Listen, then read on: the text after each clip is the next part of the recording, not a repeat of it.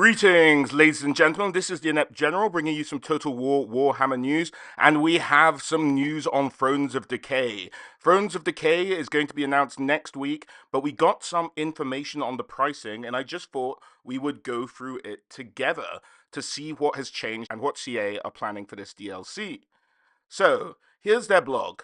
Hey folks, with the reveal of Thrones of Decay starting next week and continuing through April, I wanted to talk with you all about some pricing changes that we're making for this DLC that we thought would be good to share ahead of our usual reveal business. Before we get to that, let me quickly thank you for reception, blah blah blah.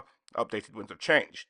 When we first launched it, we got it wrong. This is an apology, but it gave us a chance to help address that, and all of us across Total War were grateful for how warmly you embraced the new content that we added. I don't know, lukewarm at best is probably the reception that I've gathered from what I've seen in the community. We hope that decisions like this help to demonstrate our commitment to improving the relationship that we share with you, and we appreciate the actions that continue to speak louder than words.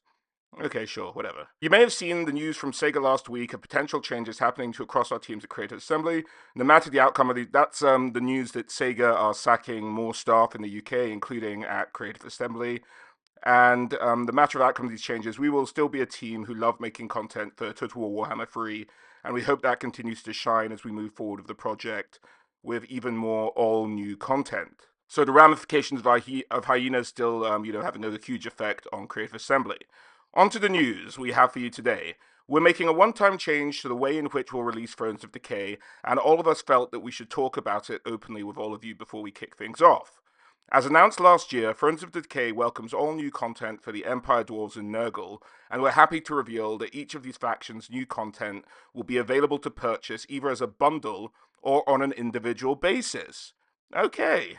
If you only want to play as the Empire, you can buy this section of the DLC as a standalone purchase rather than having to buy everything, allowing you to pick and choose what you want to play.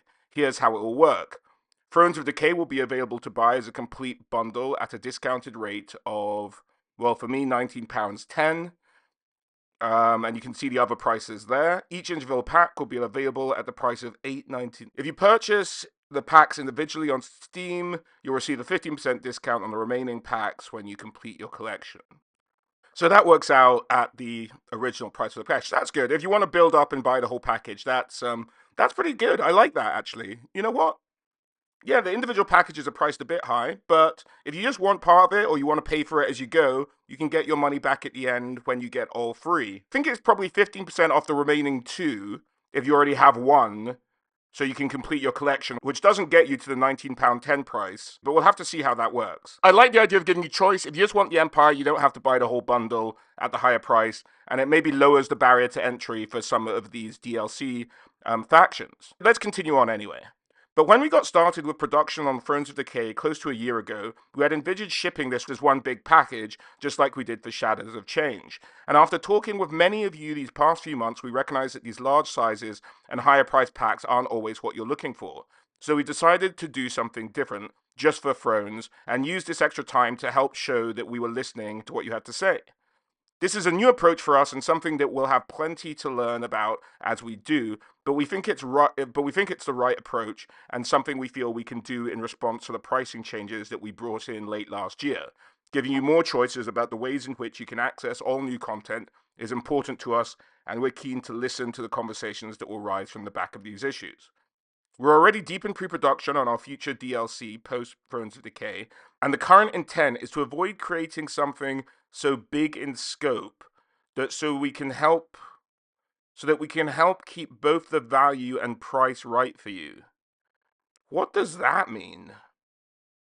Speaking of the future, we've also been hard at work these last few months realigning our visions of what's yet to come for Warhammer 3, as promised back in December. We'll be back to chat more with you all about where we go next a little while after we launch Thrones of Decay.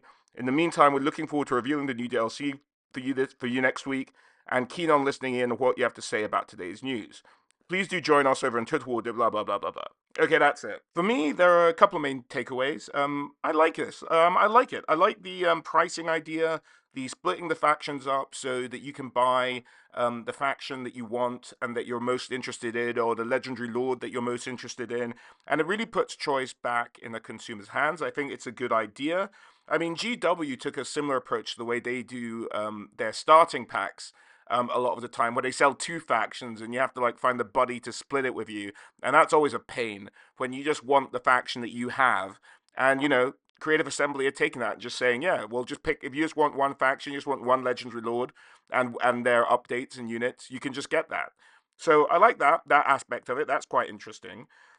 One area that concerned me was this one little paragraph. We're already deep into production on our future DLC, Friends of the Decay, and current intent is to avoid creating something quite so big in scope so that we can help keep both value and price right for you. I don't know what that means. That could be a positive or a negative. On the positive side, it could mean they're looking at different ways to introduce characters and DLC into Total War Warhammer 3, something like a Lord pack, something with the elect accounts, or maybe all the vampire lords of each branch of the vampire family. Something like that could be options they look at in the future. But also, even if they're just maybe doing smaller individual race packs and just doing them race by race by race, that's fine. My concern comes in on the timescales. If their team is smaller, so they're making smaller packs but charging us less, fair enough, I guess, as long as the value proposition is still good. But if they still take as long, it means we aren't going to see some of the characters and units and other things we want to see in Total War Warhammer 3 by the time they stop supporting the game. I think there's a couple of key characters that still need to make an appearance, probably. Um, I mean, everyone will have their favorites in every faction, but I don't think you can finish Warhammer 3 without having Nagash in it, and I don't think you can finish Warhammer 3 without having Vanqual in it either. I think those are probably the two most vital, at least in my eyes. Let me know who you guys are still. If you only had to pick two, let's say, who are the two characters you'd like to see still come into the game? If, however, they make these smaller DLC packs, they come out more often, that's great. I have no problem with that. They charge a decent value, they make them less value, but we don't have to buy 3 factions at once and wait 6 months for it.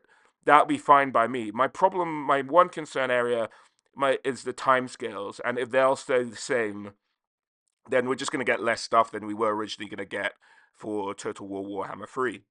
But let me know what you guys think. Are you excited for next week?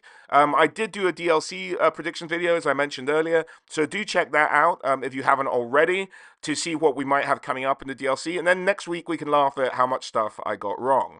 But as always, ladies and gentlemen, thanks for watching, and I hope to catch you all on the next one. All right, guys, bye.